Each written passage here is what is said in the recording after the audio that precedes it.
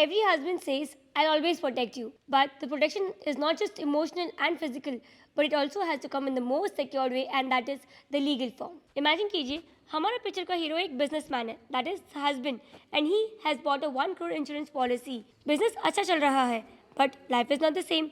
एक दिन बिजनेस में लॉसेस शुरू होने लग गए, क्रेडिटर्स, लोन्स और ईएमआईस बढ़ने लग गई. इस सिचुएशन में अगर हीरो को कुछ हो जाता है तो क्लेम का सारा अमाउंट तो लॉसेस सेटल करने में खत्म हो जाएगा. बीवी और बच्चों के लिए तो कुछ बचेगा ही नहीं. अब आता है हमारे पिक्चर का प्लॉट ट्विस्ट. हमारे हीरो ने बहुत स्मार्टली अपनी इंश्योरेंस पॉलिसी खरीदते समय मैरिड वुमेन प्रॉपर्टी एक्ट को अटैच कर दिया था, जिसके चलते कोई मायका लाल इस पैसे को हाथ भी नहीं लगा सकता और सारा पैसा सिर्फ उसकी बीवी और बच्चों को जाएगा.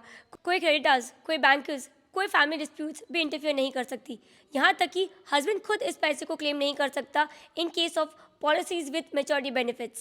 Share this reel to the maximum number of people you know, because if any of you are planning to buy an insurance policy, this act can be attached only at the initiation of the policy and no more in between. Also, comment insurance if you want me to help you secure yours and your family's future. Do not forget to follow Invest with Ankita for more such insurance and investment tips.